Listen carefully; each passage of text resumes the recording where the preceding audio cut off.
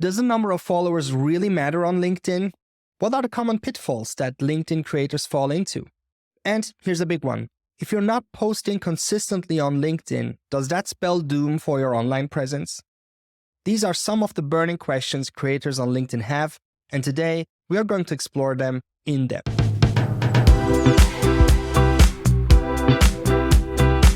Hello and welcome back to another episode of Brainstorm with your host, Metin Sandler. In this weekly podcast, I talk about entrepreneurship, social media, self-development, and creative life. And today, we've got a fantastic special episode lined up for you. To help us navigate these LinkedIn waters, I'm thrilled to introduce our special guest for this episode, Sam Browne. Sam isn't just any expert. He's a multifaceted personality from New Zealand, a father, a national rock star, an entrepreneur, and a LinkedIn expert. His insights have helped countless individuals make their mark on LinkedIn. Sam's perspectives are not just inspiring, they're actionable. And whether you're a LinkedIn newbie or a seasoned pro, you're bound to find something valuable in our conversation. So, let's dive right into this exciting episode. Here's my conversation with Sam Browne. Hey, listen, I saw you hit the 90,000 followers milestone just recently, right? So that's right. How does this feel, or are you already eyeing the 100K mark? Or honestly, yeah, it used to excite me more when I would hit a 10,000 milestone, and as you can imagine, as you go on, each one it's diminishing returns in terms of how exciting it is. So I am just focused on the 100. I would really like to hit 100 by the end of this year. That will mean I got 50,000 in my first year and another 50,000 in the second year. So yeah, that's the one I'm focused on. But hey, I'm also pleased. I do watch it ticking up and I'm like, it felt like I was on 89,000 for a long time. I was like, come on. So yeah, it's nice to have the number and onwards to 100,000. How important is the follower number on LinkedIn though? Yeah. Oh man, this comes up so much. You see a lot of people saying, oh, it doesn't matter, and you can make a really good living with fewer followers. You could argue for either way. I'll tell you my thought about it. As a marketer and a copywriter and an online business guy, I know the power of social proof. And the more social proof you have, the better. You know, if you've ever had a website, a business website of any sort, you know that having 3 testimonials on the homepage is better than none, but having 10 is better than that, 20 is even better. So in the business that I'm in, where I'm helping people to grow and monetize LinkedIn, the more followers I have, the more social proof I have that what I teach actually works. What I'm talking about is credible. I sometimes see people sharing similar sort of content in terms of the themes that they're writing about to me, but they might have 5,000 followers. I saw a guy saying, grow from 0 to 5,000 followers in 50 days or something. And he had 5,500 followers. And I thought, should you be writing this? You've literally just hit that number. Like, should you be handing out advice? So, you know, there are really talented people working in really specific niches where they might have 10,000 followers and all of those 10,000 are particularly interested in their niche.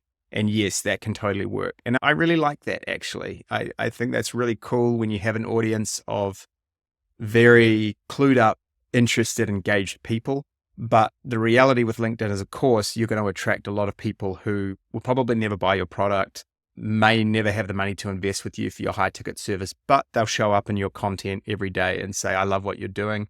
So I feel like part of the game with LinkedIn and with social in general is having an audience of people who are supporting you and supporting your content, engaging with your content, but they're not actually your customers.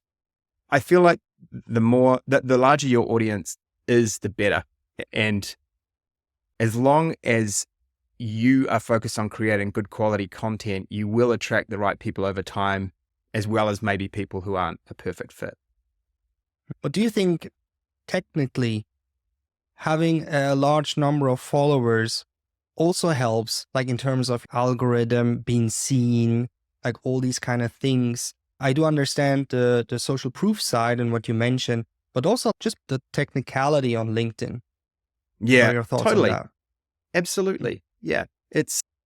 There are so many pluses to it. What you've just talked about, when you grow to a large account, let's say 50,000 or more, you not only will you have built the skills to attract people with every post, but you've got guaranteed 300 people that are going to engage with pretty much anything you put out. So most definitely you reach much further. And I have found, interestingly, I think, the same names show up in your comments and your likes over and over. But the people who are reaching out and saying, I want to invest with you, I want coaching or consulting or what have you, often they've never liked a single post of mine. Often they've never left a comment. And they'll be the most incredible people. I worked with a fund manager in Ireland. He was an incredible guy with a PhD in finance. Another guy who helps healthcare organizations sell between $250 million and $1 billion per sale. So he's basically a broker who's working in the hundreds of millions, and he's done 3 deals for over $1 billion.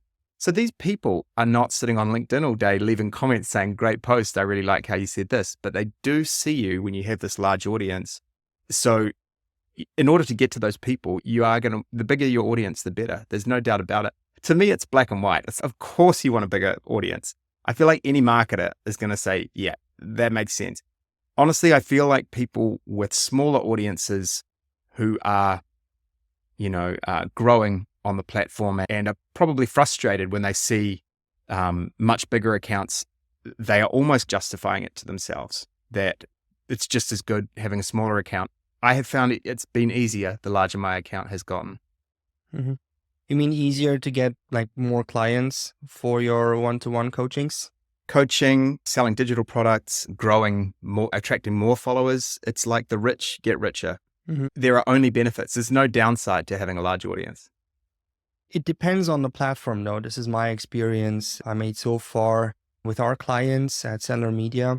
So LinkedIn is really a special platform. This is why I recently made a post about why your followers don't matter.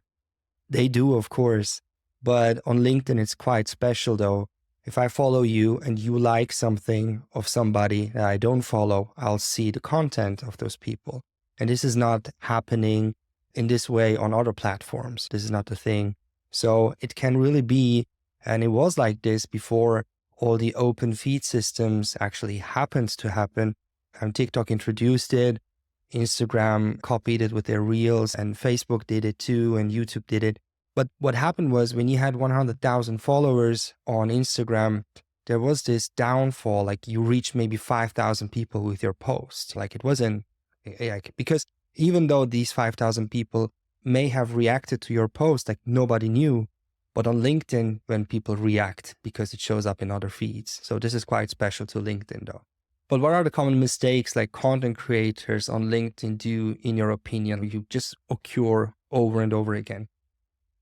Yeah, I can think of a couple straight away. The first one that springs to mind is people don't realize how valuable the hook actually is. The hook is everything. If you speak to anyone who has grown rapidly, and let's say 20,000 followers per year, something like that, and there are people that have grown a lot faster than that. If you look at their content, in every case, you'll see that they are being very conscious and intentional with their hooks. So I frequently see people posting pretty good content, but missing the mark as soon as they post. So they never get it seen because of the hook. That's the first one. And it's a learnable skill. What is the, for everybody like who's not starting out on LinkedIn, doesn't know, what is a hook? Right. So that's the first 3 lines of text. And typically on LinkedIn, you'll see people write a line of text, leave a space, and then write another line of text. And it's called the hook because that is the only text you can see until you engage with the post and you say, show me more. So this is it's like ad copy. You're saying, I've created this content, but you need to click here to actually engage with it. What are the other ones that you see? The second one I see that springs to mind is people don't focus enough on their audience with their content. So I'll try and think of some good examples. Somebody might say, I just walked a different way to work today. And usually I walk this way and I get a croissant from this person and a coffee here. And the problem is they are not thinking about, is this interesting to other people? Is this entertainment? even if it's an educational post or an interesting idea or an alternative perspective, you always want to be thinking, is this going to be fun and entertaining for my reader? Whether it's your existing audience or new people. If I do a step-by-step on how to create a landing page in Canva, for example, I'm going to make sure that you're having a good time the whole time. I'm going to be thinking, I don't want pages and pages of text with no imagery. I will try and get some jokes in there without it feeling forced. I literally want you to have fun. And I'm always grateful when I get a comment that will say something like, oh, wow, that was a 42-page carousel, but I enjoyed it so much, I forgot I was reading it. That is my goal. And that's like a real hack to keep that in your mind with every piece of content. I feel if people ask themselves that and were honest with themselves, is this actually a fun thing to read? They would perhaps not press post on a lot of their stuff. So I've seen people often pour a lot of effort into something and there's say imagery and lots of colors and it's designed and everything, but it's just boring. The amount of work you pour into it doesn't mean it's actually enjoyable for the reader. And the key way to know is to come back to your content after a day. So create the draft, then leave it and come back the next day and read it as though you are a reader rather than the creator. And think to yourself, am I having a good time? Is this fun or am I bored? Would I close the window? Well, that's a nice way to approach it. I guess it's something like when you're practicing with a band, then you're like, this sounds good. Like we are onto something. It's not just a song. It's nice. So you can't actually nail why it is the case, but you feel it. Then you come back to it and then you see what's going to happen. And I do compare this with also social media posts a lot. I'm guilty of that. I sometimes write these things in Canva already. So I'm not doing a draft in a document. I'm already writing it on Canva. And then I read it through and like, all right, that's okay. I'm going to post it. So because I feel like I have to post also a lot. I have a lot to share, but I also have pressure. I feel a pressure like posting content all the time. And then it might happen that the quantity is okay, but the quality is maybe not that good. Yeah, I'm so glad you brought that up. Yeah, that is a great point. And I hadn't thought of that, but I do think about it regularly because there is so much pressure to be pumping out 5 posts. So I saw the same guy actually was saying, the guy who said, oh, grow to 5,000, poor guy. He was saying you want to be posting 5 to 7 times a week, and you want to make every post quality. And I was like, this dude's probably like 20, probably living at home, has no kids, no mortgage, probably no job. So he maybe literally has 6 hours a day to work on this because he's building his creator career, and good for him. I'm in my 40s with a child. I run a business outside of LinkedIn that is unrelated to LinkedIn. So it's realistically, I would say most adults who are professional people might be able to find an hour a day, maybe 90 minutes, and that's going to be a stretch. So my goal with my content is post about 3 times a week, but only one of those posts will be brand new. And that's a good week for me. It might be 3 posts that I've written them 6 months ago and I'm reposting them with a bit of tweaking. That's mainly what I do now. And then I keep introducing new content into the mix. So say I post an old post on Monday, and then I do an old post on Wednesday, and then something new that I've been chipping away at on Friday. For a long time, like 6 months plus, I posted once a week when I was creating new content for every post. So that obviously means you aren't being seen as much, which is a trade-off, but I intentionally chose quality over quantity, and I've stuck with that. And I do believe that's a big part of why I've been successful, because it differentiates you. You use the example of a band, and it's actually a perfect example where, say you've got a rock band and you're putting out tons of songs. Well, yeah, okay, people have heard of your band and they're hearing the songs, but they're not great songs. They're just like everybody else's. If you're going to create something really special, it's going to be hard. It's going to take time. It's going to take thought, a lot of editing. You're going to consider the drum sound. You're going to try and create something new with the guitar part and on. Content is like that in a sort of micro microcosm. It's a smaller version of the same thing. So yeah, I think if people are building a career as a creator, they should be mindful that it's better to take your time, create the best content you can, and let it take as long as it takes. There's a guy on YouTube, I can't think of his name off the top of my head, but I feel like he has 20 videos and each one takes months to come out, but he has millions of subscribers. They're basically documentaries. And that to me is a much more interesting concept than a person who shows up every day and vlogs about what they had for breakfast. And yes, maybe they become popular. Who cares? It's not like improving the world or it's not introducing new ideas or inspiring people or really doing anything other than, yeah, we're aware of them because we see them all the time. You did that from day one, like focusing on the quality. Yeah. The reason why I'm asking is I have a feeling that quantity, especially in the beginning, is important just to understand and differentiate what is actually good, what is bad, and what is really nice. Yeah, that you actually understand what a quality post is. You have to play the instruments and find out, you know what I mean? So yeah. What are your thoughts on that? Like the quality part, especially starting out? Yeah, you're so right. That's really true. You don't know when you don't know. I'm trying to get started on YouTube right now, and the barrier has been that I want it to be really good. And my girlfriend, who is a YouTuber, she's just hit 20,000 subs.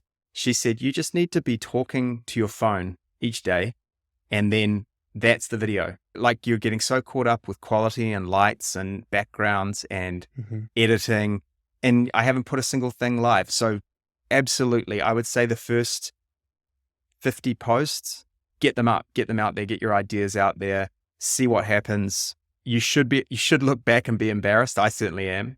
My early stuff, I'm like, what was I thinking? But that's just the deal. And that would be true for everybody. Nobody, the only exception maybe would be people who are already successful on another platform and they come over to LinkedIn. So say they're a YouTuber, they come to LinkedIn and they know so much about the psychology of social media. But I didn't know that. I really wanted to write. I wrote a lot. I wasn't doing carousels, so the barrier to entry was quite low.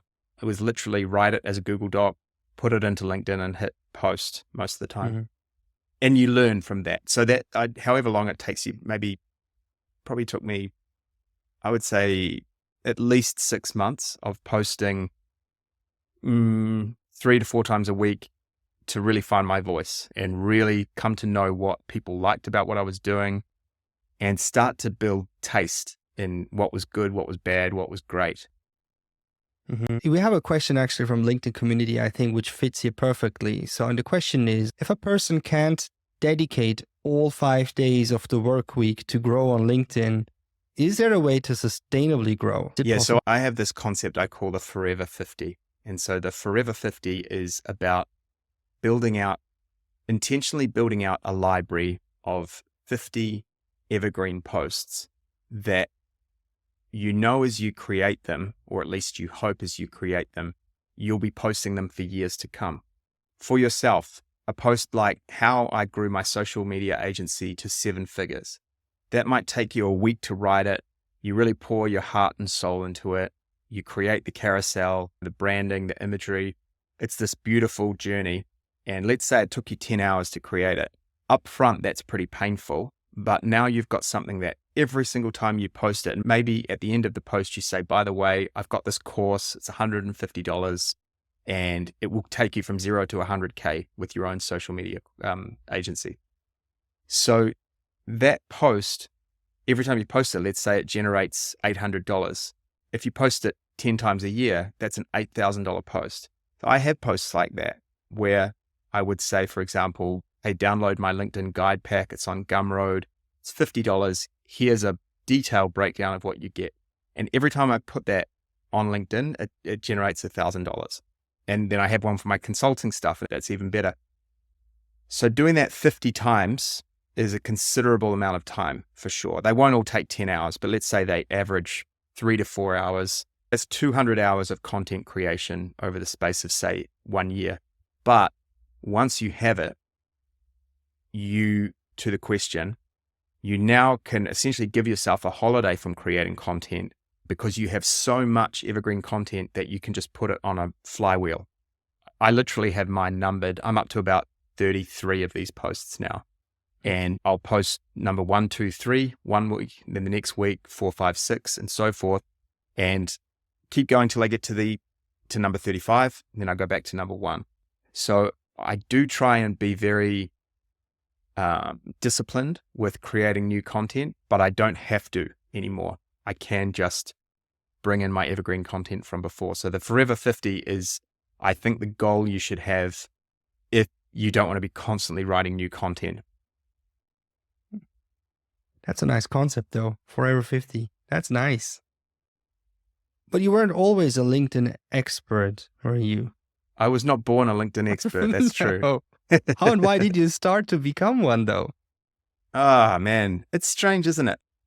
I didn't start on the platform with a view to consulting on LinkedIn. Of course, I had to learn like everybody else. And a big part of it, I think, was I learn through teaching.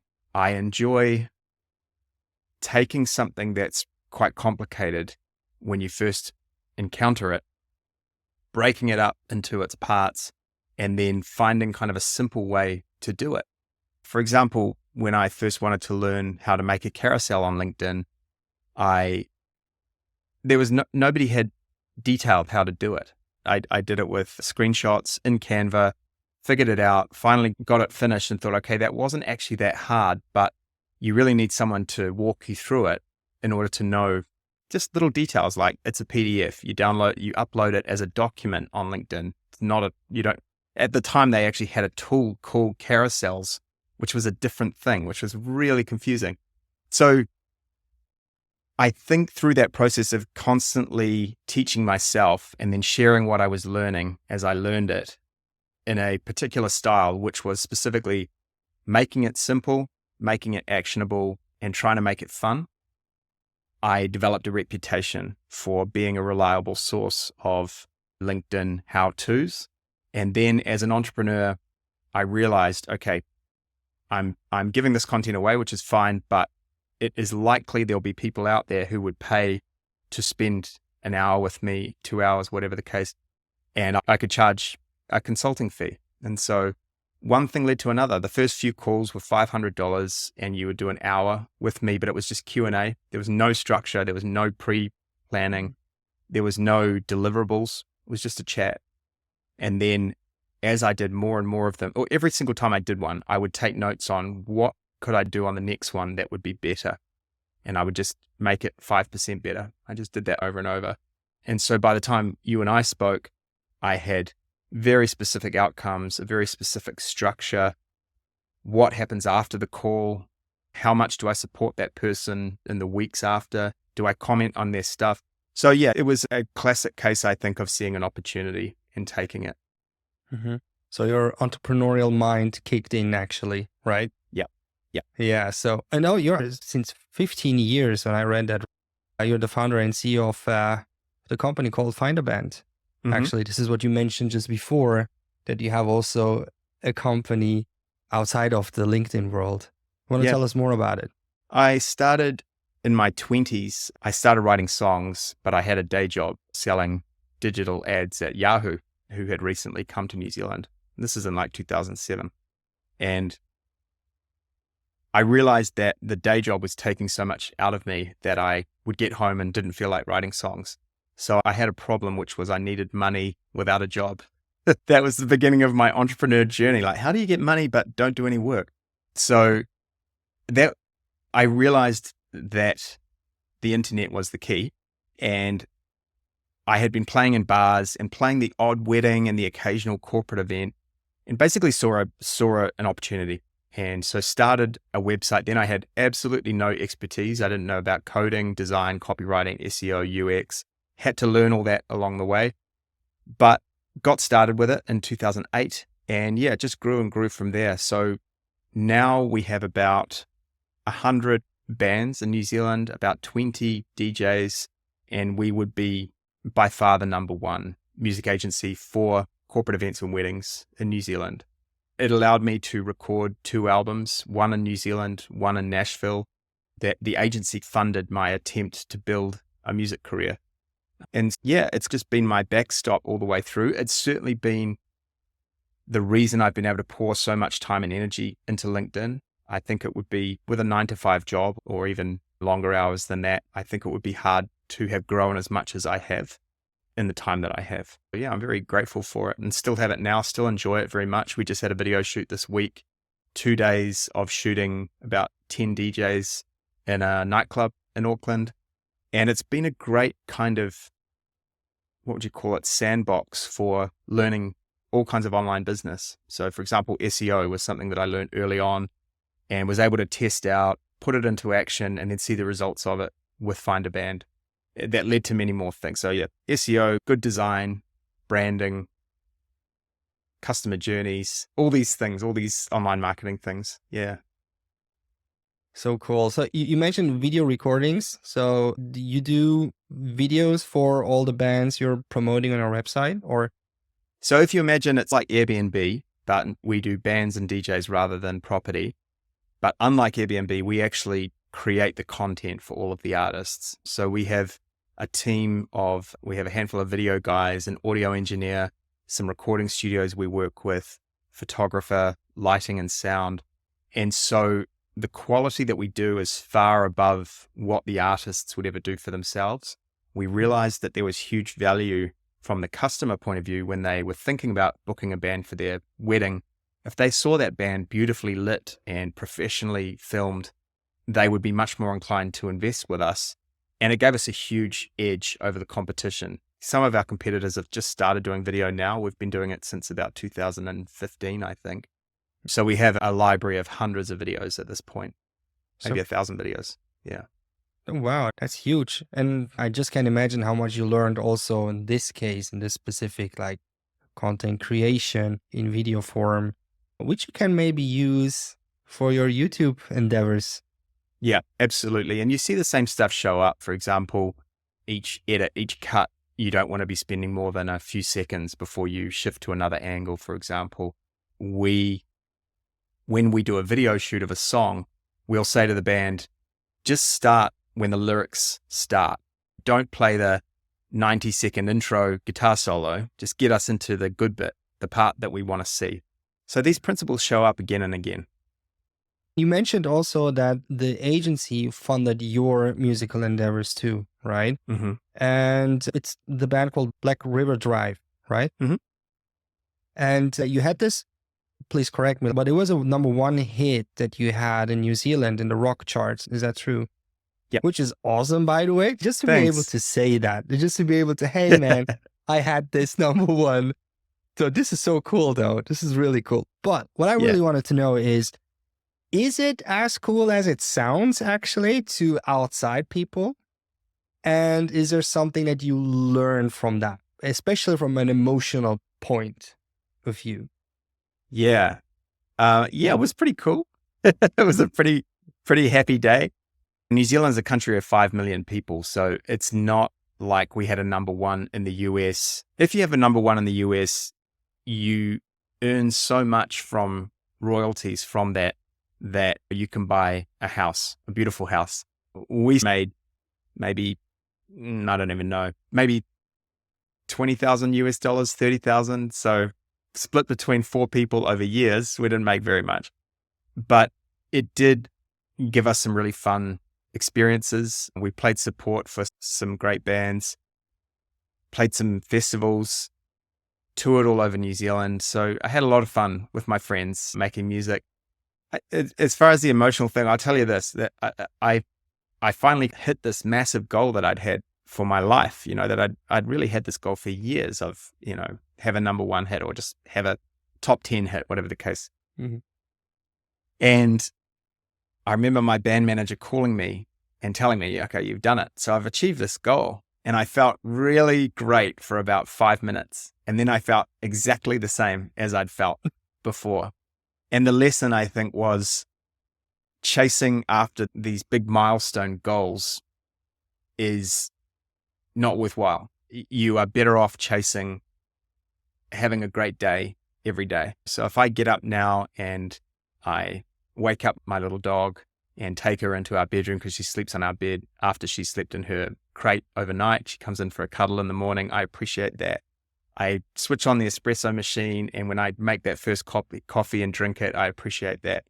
So I didn't have this realization straight away at the time, but now looking back, I think it's just about having good days rather than hitting these constructed goals that everybody has, have $1 million or have a hit song or whatever. There's the same thing with the business eventually hit $1 million New Zealand dollars in annual revenue. We're about to hit $1 million US per year several years later.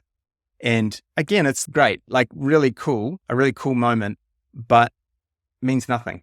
It doesn't, it's almost like showing off, like it's for other people's benefit. You don't feel different inside yourself. So it changed my values a lot, I think, to actually achieve these goals. Change your values? Yeah, I stopped valuing having a bucket list of I want to have $1 million and I want to have this fancy car and I want to be famous, these sorts of things. I realized that they wouldn't change how you feel day to day. So what was a nice thing you did for yourself lately? I go for a massage pretty regularly. That's nice. Yeah. I'm in the gym a lot and I need somebody to loosen me off. So yeah, I have a massage about once a month. Yeah. That's cool. That's nice. All right. So this is just to loosen up, but what is energizing you? What is it that you say, this is energizing me these days? What is energizing me?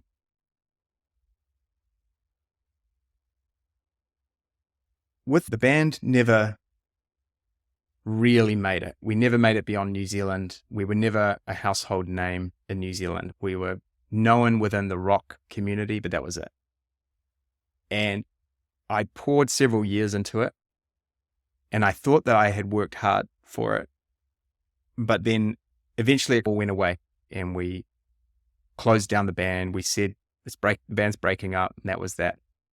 And when this LinkedIn thing happened, I realized, and this was 10 years later, I realized that I had another chance to do big things in the world. And as I said before, it's not really about money or having a New York Times bestseller or something, but I do appreciate that I have another opportunity in my life, a second chance to do something big and to do good in the world with that. And so what energizes me and what keeps me disciplined is thinking about that first chance that I didn't quite take. I didn't work hard enough. I didn't think hard enough about how's this going? Am I facing the right direction? Am I doing the right things?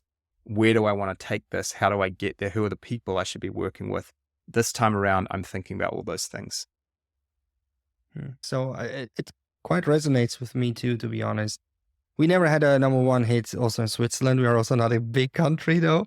However, we were on tour a lot. So we were really touring Europe a lot, small places, bigger places. We were opening for bigger bands and it was a really nice experience though. But I also feel sometimes like I didn't pour enough to make this thing really, really roll. And starting my own company in social media was also like something that was for me, probably giving me a similar kind of energy as the LinkedIn experience gives to you. So it resonates a lot with me though. So it's like you're doing something again. You have more or less full control of it. And you are also creating content. You're creating something. You created music, but again, you're creating something. You entertain people with your music. You touch their emotions somehow, or it was fun. And you're also doing that now with another type of content. But it's like another stage online. I see a lot of parallels with my musical career I had and with my career now. So there are really a lot of parallels. Do you see these parallels too? Yeah, 100%. Yeah, I think as a former songwriter and lyricist, it has been advantageous to me with my content to understand how to draw people in, share emotion in a way that is authentic and that connects with them and resonates with them. And similarly, verse, chorus, bridge, like structure and thinking about this journey, whether it's a song, a story, a post, a newsletter, a website, there are journeys there and stories. And we have to remain conscious at all times of the reader and their experience of that story. That's where success lies. Do you also structure your guides? The structure like this song, maybe? Yeah, I think a lot about, especially with a long one, I think I just did one that was 50 pages, which honestly I think is a bit too long. I think next time I post it, I'll do fewer pages. But I'm very conscious of being focused on that reader enjoyment. And the key for me has been to write the post. I mentioned read it the next day, but I do that multiple times. So say I write it on a Monday and I'll do a rough draft the first time. I don't try and get it perfect. Then I come back the second day and I do the first edit, which literally would be I'll read through it. And every time I encounter a section, whether it's a word or a sentence or a phrase that doesn't feel good, I will edit it. Or if it feels unnecessary, I'll remove it. And so I'm trying to keep it as short as possible and as enjoyable as possible. So say I do that on Tuesday, then I leave it. Then I come back on a Wednesday, I do it again. Often I'll do it 3 times. And then finally, when there's nothing that I would change, then I put it into the carousel and post it. I think this will be quite eye-opening, actually, for a lot of people to understand that iterating a post and coming back to it several times is actually somebody like Sam does. I guess people think that it's much easier. Yeah. I think it's the difference between someone who is creating okay content and somebody who's creating really good content. The truth is, if I've created something really good, I know it's good before I post it. And at this point now, I don't really care what the reaction is. I know if it's good, or sometimes I'll post something that I felt that I just wanted to get something out. Maybe it had been too long since I posted and I just want to stay active. And I might rate it like a 5 out of 10, but there'll be people in the comments saying, wow, this is so good. And I appreciate that they appreciate it. But for me, the standard that matters is my standard. It has to be that I think I could not have done a better job of it. That's how you create something really good. It's exactly the same with songwriting too. We had a really good fan base who would be very complimentary, but I wasn't doing it to be told that it was good. I had to feel that I'd made good stuff. And do you think, like, from the performance, I do understand that obviously quality matters and the thinking behind every content piece, but just your experience on LinkedIn, would you say make carousels and stick to it? Yeah, I definitely wouldn't say, yes, you must do carousels. What matters most is the content, which on LinkedIn is usually the writing. And you can do that in a number of different ways. Carousels have a lot of benefits, especially for a relatively new creator. They do make it easier for you. I am experimenting with writing more personal content and doing it with just an image, like just maybe a line of text on a background and that's it. I want to see what happens when the only thing that my audience are interacting with is my thoughts as written text. It's almost to see how good am I at this. If I take away all the imagery and the experience of the carousel and just make it, this is just like an essay, is it still good? I've seen people succeed with videos, with text only, with text plus images, with nothing but really long carousels. There's no absolute rule, but I would say carousels give you a lot of advantages in the news feed. So if you're a new creator, I would encourage you to use carousels. I'm in a fortunate position where now people recognize my brand and they know that they will get a certain experience with my content. But if I was at 5,000 followers and wanted to grow to 20 over the next year, I would for sure be doing lots of carousels. I think that's a nice tip for everybody who's going to listen. Besides the very useful guides and carousels you share on LinkedIn, you also offer consultations, and this is actually how we met. I wanted to ask, so what can one expect booking such a consultation with you? There are 4 outcomes that I give people now. The first one is I upgrade their LinkedIn profile and optimize every part of it. So I start with the banner, profile picture, headline, web link. I go through, there's probably about 8 things, and I will optimize it, but I'll also teach them this is what I did and this is the reason why I did it. So if they want to do it in the future, they have some understanding of this is the science, if you like, behind it, the logic behind it. That's the first thing. The second thing I do is I teach them all of the opportunities to generate leads. So there are what I think of as lead touch points, and they're basically a place where a prospect can turn into a lead. Once you become aware of them, you realize that you want to optimize those so that if and when somebody wants to work with you, it's very easy and frictionless for them to take that step. The third thing that I do is I rewrite 2 of their posts, and I do a breakdown of here's what I changed and here's why I changed it.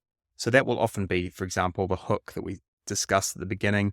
Maybe their sentences are too long. Maybe they're using too much jargon. Maybe it's just not very fun. It's too boring. So I'll give them very frank feedback. And when they see the rewrite of the 2 posts, I do 2 rather than 1 because they will typically make the same mistakes on both posts. It'll be the exact same advice twice. So the idea is, okay, I know I need to do these 5 things differently from now on. And then the 4th thing I do is I create 20 content ideas for them. And each piece of content will have a purpose. So say for somebody like yourself, 1 post might be how I grew from 0 to 7 figures with my social media agency.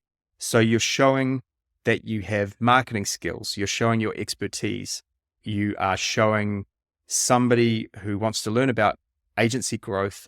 This guy really knows what he's talking about. That's one example. And so I'll give you 20. Often I end up making it more like 30 because I really enjoy it. I love giving people a lot of clarity around this is the direction you should go for success.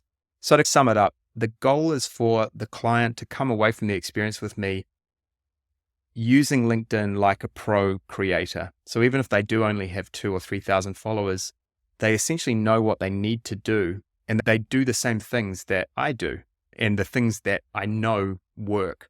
Because I didn't have that. I didn't work with a coach and I figured it out, and it's a long way. That was the long route. So it's like a shortcut to that pro understanding. That's the goal. And that has proven to be the case that, I stay in touch with my clients, and it's been really cool to see often they instantly get better results from applying the changes that I've taught them. Absolutely. I can approve. That's true. Yeah. That's absolutely true.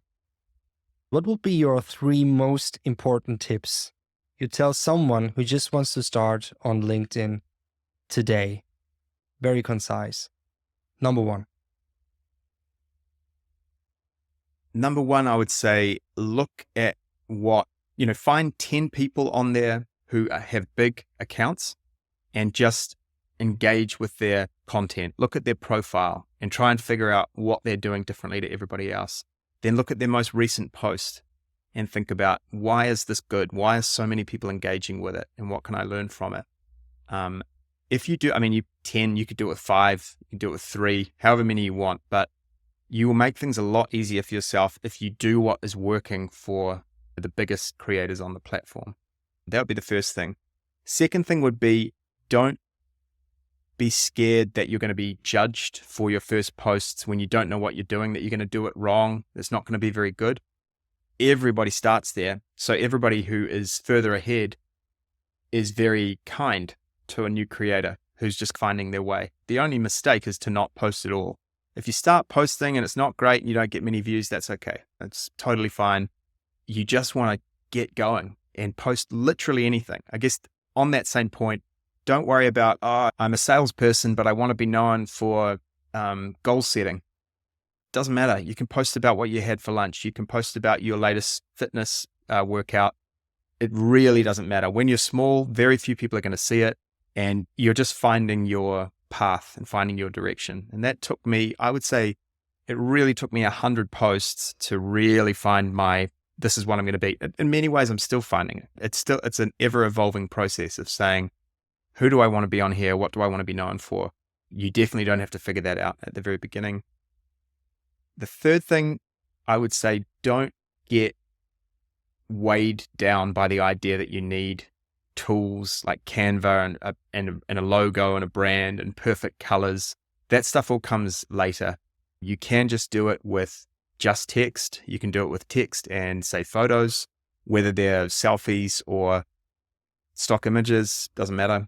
The key is to get started with literally anything. It's not about the tools, it's about the content. And that comes back to stories and good writing.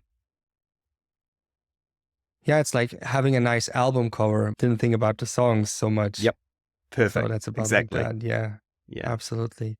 Sam, thank you so much for all these tips that you gave away today. So I'm really looking forward to your posts on LinkedIn. Yeah. Sounds good. Thanks, Sam. Bye. No worries, man. My pleasure.